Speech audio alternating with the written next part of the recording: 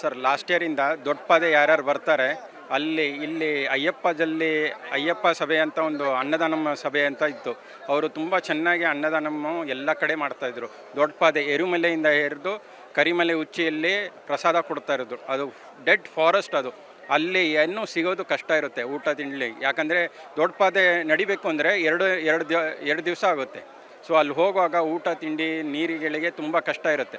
But ಅನ್ನದಾನಂ ಸಭೆಯವರು ಅದೆಲ್ಲ arrangement ಮಾಡ್ತಾಯಿದ್ರು, ಚೆನ್ನಾಗಿತ್ತು. ಬಟ್ ಏನಾಗಿದೆ ಲಾಸ್ಟ್ ಇಯರು ಈ ಲೋಕಲ್ ಹೌಸ್ ಎಲ್ಲ ಅವ್ರಿಗೆ ವ್ಯಾಪಾರ ಕಡಿಮೆ ಆಗುತ್ತಂತ ಅದನ್ನು ಅನ್ನದಾನಂ ಸಭೆನ ಸ್ಟಾಪ್ ಮಾಡಿ ಇವ್ರುಗಳದ್ದು ವ್ಯಾಪಾರ ಆಗಬೇಕು ಅಂತ ಇದು ಮಾಡ್ತಾಯಿದ್ರು. ಬಟ್ ನಮ್ಮ ಕಡೆಯಿಂದ ಕೋರಿಕೆ ಅವ್ರು ಇನ್ನೂ ಸ್ಟಾರ್ಟ್ ಮಾಡಿದ್ರೆ ಎಲ್ಲ ಜನಗಳಿಗೂ ಅನುಕೂಲ ಆಗುತ್ತೆ. ಅನ್ನದಾನ ಊಟ ಸಿಗುತ್ತೆ, ಸುಮಾರು ಜನಕ್ಕೆ ನೀರು ಸಿಗುತ್ತೆ, ಇರೋಕ್ಕೆ ಜಾಗ ಸಿಗುತ್ತೆ.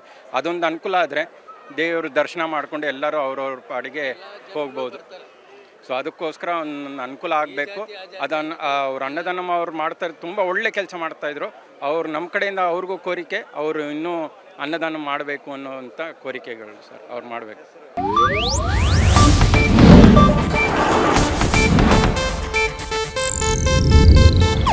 ಇದು ಏಷ್ಯಾನೆಟ್ ನ್ಯೂಸ್ ನೆಟ್ವರ್ಕ್ ಪ್ರಸ್ತುತಿ.